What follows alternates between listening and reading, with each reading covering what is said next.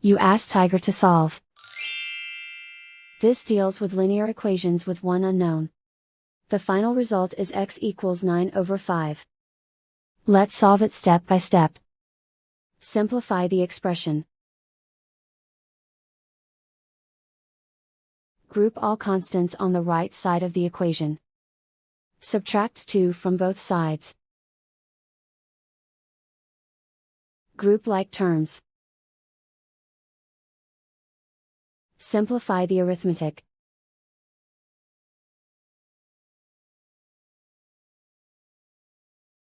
Isolate the x.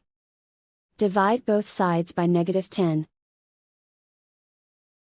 Cancel out the negatives.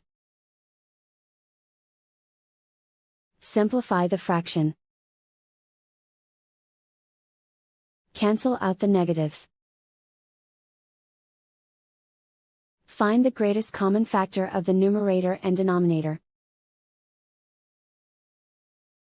Factor out and cancel the greatest common factor.